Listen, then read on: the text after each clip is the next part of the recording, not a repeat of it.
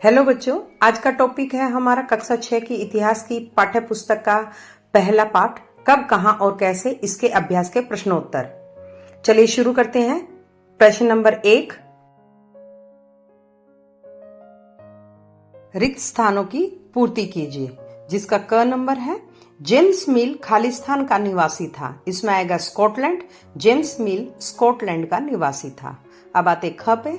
Robert Clive ने भारत का नक्शा तैयार करने की जिम्मेदारी खालिस्तान को सौंपी थी। इसमें आएगा जेम्स रेनेल।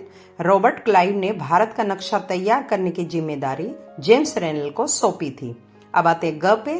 अभिलेखों को सुंदर ढंग से लिखने वाले खालिस्तान कहलाते हैं। इसमें आएगा अभिलेखों को सुंदर ढंग से लिखने वाले खुशनवीस कहलाते हैं। अब आते घ पे। भारत के अंतिम वायसराय खालिस्तान थे लॉर्ड माउंटबेटन। अब आते अंग पे। भारतीय राष्ट्रीय अभिलेखागार खालिस्तान में बनाया गया। यह नई दिल्ली में बनाया गया। प्रश्न नंबर 2, सही और गलत का चिन्ह लगाइए। क नंबर, लोगों ने चाय पीना कब से शुरू किया, इसकी निश्चित तिथि को बताया जा सकता है। इसका उत्तर होगा गलत। ख, अंग्रेज प्रशासन के लिए अभिलेख तैयार करवाते थे। ये सही है। ग, सरकारी दस्तावेजों से हमें आम लोगों की सोच के बारे में पता चलता है। ये होगा गलत। घ, अंग्रेजों के शासन से पहले भारत में अंधकार का दौर था। इसका होगा गलत। प्रश्न नंबर 3, निम्नलिखित प्रश्नों के उत्तर दीजिए। क नंबर, इतिहास में तारीखों का क्या महत्व है। उत्तर होगा, तारीखों से हमें घटनाओं का कालक्रम पता चलता है। इससे यह समझ में आता है कि कौन सी घटना पहले हुई और कौन सी बाद में। तारीखें इतिहास को व्यवस्थित करने में मदद करती है। अब आते प्रश्न नंबर ख पे। प्रश्न नंबर ख है, जेम्स मिल ने भारतीय इतिहास को किन किन कालखंडों में विभाजित किया है। इसका उत्तर होगा, जेम्स मिल ने भारतीय इतिहास को 3 कालखंडों में बांटा है।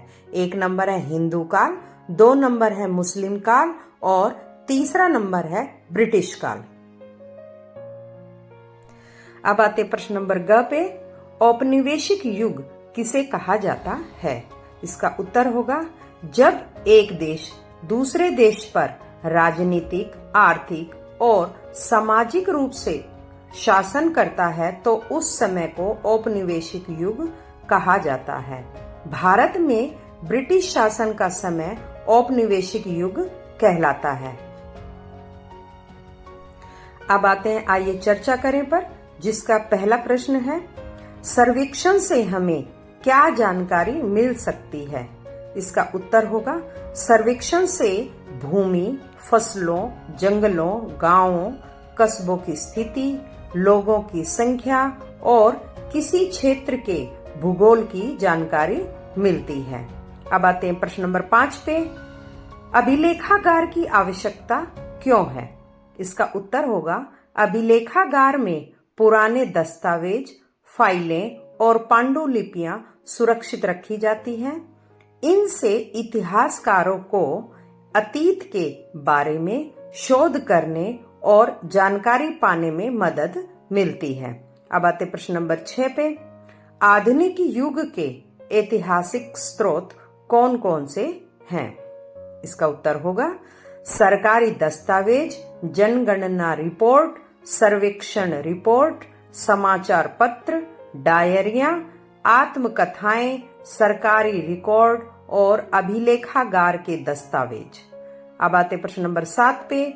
अगर इतिहास में अवधियां तय नहीं होती तो हमें किन किन परेशानियों का सामना करना पड़ता। इसका उत्तर होगा, घटनाओं का क्रम समझना मुश्किल होता, इतिहास बिखरा हुआ लगता और किसी घटना के कारण वह परिणाम को जोड़ पाना कठिन हो जाता। अब आते प्रश्न नंबर 8 पे।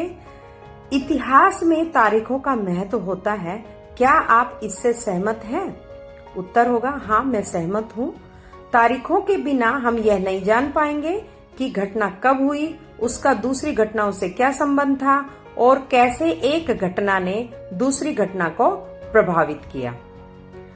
बच्चों, इस तरह हमने कक्षा 6 की इतिहास की पाठ्य पुस्तक का पहला अध्याय कब, कहां और कैसे के प्रश्नोत्तर को पूर्ण किया।